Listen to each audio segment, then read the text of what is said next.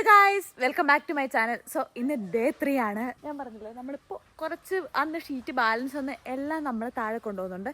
So ഇന്ന് നമുക്ക് ഈ ഒരു ഷീറ്റ് എടുത്തോണ്ട് താഴേക്ക് പോകാം.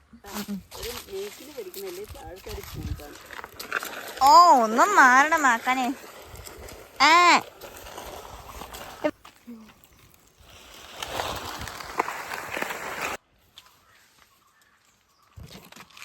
നമ്മുടെ ഇവിടെ പണിയാൻ വരുന്ന ചേട്ടൻ ടിപ്പുവിനെ വിളിക്കുന്ന പേരെന്നാന്നറിയോ ഗായ്സ്? കുഞ്ഞുമോൻ. ഭയങ്കര ക്യൂട്ടായിട്ടുള്ള പേരാട്ടോ.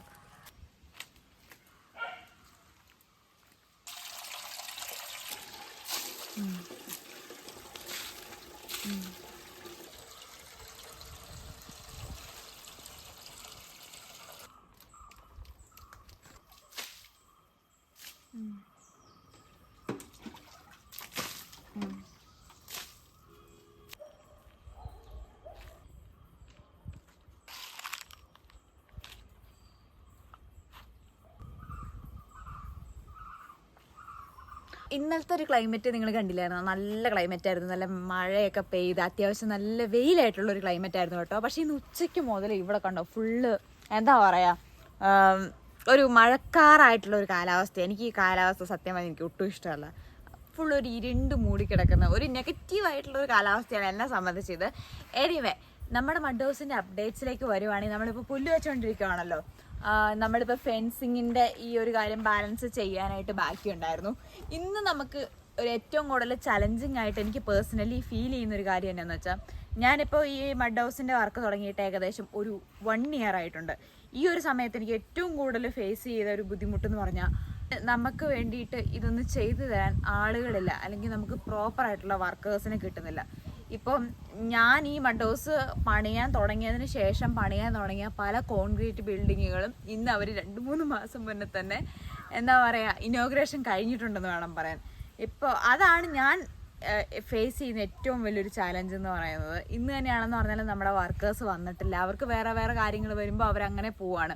പക്ഷെ ഒരു കോൺക്രീറ്റ് ബിൽഡിംഗ് എന്ന് പറയുമ്പോൾ ഓട്ടോമാറ്റിക്കായിട്ട് അത് ആൾക്കാർക്ക് ചെയ്യാനും അത് ചെയ്ത് തീർക്കാനൊക്കെ ഒരു താല്പര്യമുണ്ട്. പിന്നെ ഞാൻ പറഞ്ഞല്ലോ, നമ്മുടെ ഈ ഒരു കാര്യം ചെയ്യാൻ ആൾക്കാർക്ക് പൊതുവെ അത് എക്സ്പേർട്ട് ആയിട്ടുള്ള ആളുകളൊന്നും ഇന്നത്തെ കാലത്ത് ജീവിച്ചിരിപ്പില്ല. പഴയ ഒരു 2 തലമുറയുടെ മുന്നേ ഉള്ള ആളുകളായിരുന്നു പ്രോപ്പറായിട്ട് മഡ് ഹൗസ് ചെയ്തുകൊണ്ടിരുന്നത്.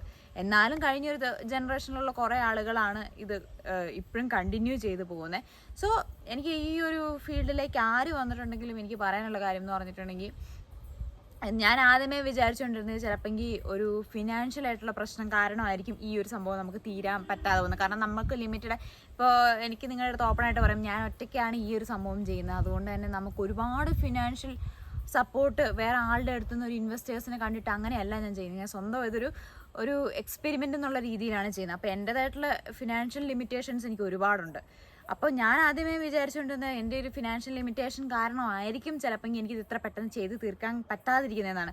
എന്നാൽ നമ്മൾ അതേ മോഡിൽ വേറൊരാൾ, എനിക്ക് പരിചയമുള്ള ഒരാൾ ഇവിടെ ചെയ്യുന്നുണ്ട്. പക്ഷേ അയാളെ എനിക്ക് ഡീറ്റെയിൽ ആയിട്ട് പരിചയമൊന്നുമില്ല. അതുകൊണ്ട് അയാൾക്ക് അവിടെ എന്താണ് സംഭവിക്കുന്നതെന്ന് എനിക്കറിയത്തില്ല. പക്ഷേ അയാൾ എന്നെക്കാളൊക്കെ ഫിനാൻഷ്യലി സ്റ്റേബിൾ ആയിട്ടുള്ള ഒരു വ്യക്തിയാണ്. പിന്നെ എൻ്റെ ഒരു ഏജുള്ള ഒരു വ്യക്തിയല്ല, ഒരു 50 വയസ്സ് എബോവ് ഉള്ള ഒരാളാണ്. അപ്പോൾ അറിയാലോ, അയാളൊരു കാര്യം ചെയ്തതും ഞാൻ ചെയ്യുന്നതായിട്ട് ഒരുപാട് വ്യത്യാസമുണ്ട്. അപ്പോൾ അയാൾക്കും ഇതേപോലെ തന്നെ അയാൾ തുടങ്ങിയ ആ ഒരു മഡ് ഹൗസ് കംപ്ലീറ്റ് ആക്കാൻ പറ്റാതെ അയാളിങ്ങനെ ലാക്ക് ചെയ്തുകൊണ്ടിരിക്കുക. അപ്പോഴും അവിടെയും ഈ വർക്കേഴ്സാണ് പ്രശ്നമെന്നാണ് എനിക്ക് മനസ്സിലാക്കാൻ പറ്റിയത്. സോ ആരൊക്കെ ഈ ഒരു ഫീൽഡിലേക്ക് വരാൻ ആഗ്രഹിക്കുന്നു, ഇതെന്ന് പറഞ്ഞാൽ ഒട്ടും ഈസി ആയിട്ടുള്ളൊരു കാര്യമല്ല. പിന്നെ നിങ്ങൾ മനസ്സിലാക്കേണ്ട ഒരു കാര്യം, ഒരു കോൺക്രീറ്റ് ബിൽഡിങ് എങ്ങനെയാണോ ഉണ്ടാക്കുന്നത് അതിൻ്റെ ഇരട്ടി കഷ്ടപ്പാടാണ് ഒരു മഡ് ഹൗസ് ഉണ്ടാക്കാൻ വേണ്ടിയിട്ട്. ഈ പുല്ല്, നമ്മളിതിനകത്ത് വെക്കുന്ന പുല്ല്, ഇതിനകത്ത് വെക്കുന്ന മുള, ഇതിനകത്ത് വെക്കുന്ന എല്ലാ സാധനങ്ങളും, ഇതിനൊക്കെ ഒരു നിശ്ചിത കാലത്തേക്ക് മാത്രമേ ഈ സാധനമൊക്കെ ഇരിക്കത്തുള്ളൂ.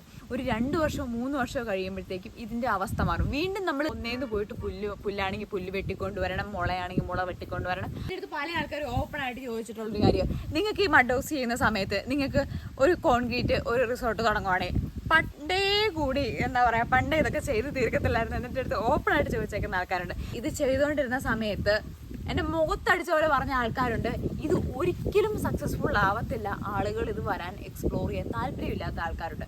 ഓവറോൾ പറയുകയാണെങ്കിൽ നമ്മളെല്ലാ സൈഡിൽ നിന്നും ഡീമോട്ടിവേറ്റ് ചെയ്യുന്ന ആൾക്കാരാണ് കൂടുതലായിട്ടുള്ളത്. മഴ പെയ്തിരിക്കുന്നോ?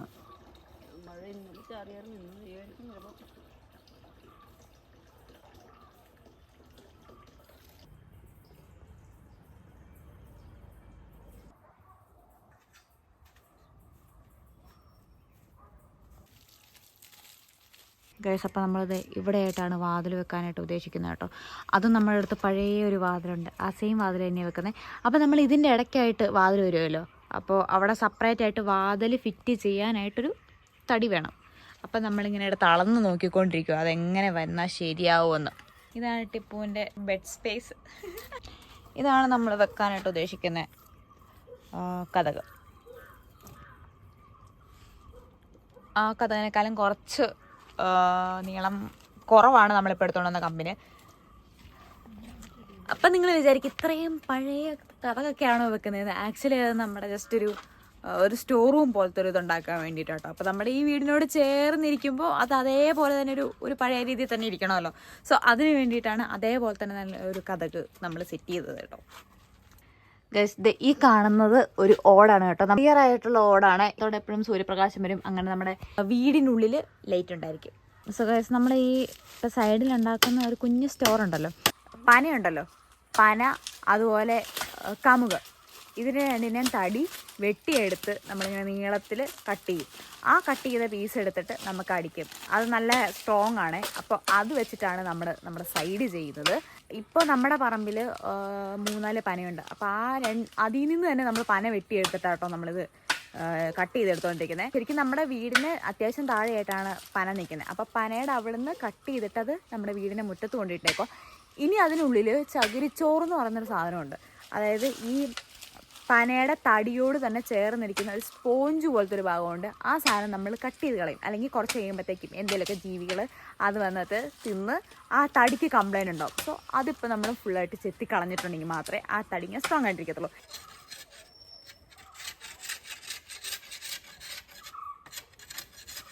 കാണുമ്പോൾ നല്ല സാറ്റിസ്ഫൈങ് ആയിട്ടുള്ള ഒരു പരിപാടി ഗൈസ്. പക്ഷെ എന്നാലും അതുപോലെയല്ല കാര്യങ്ങൾ.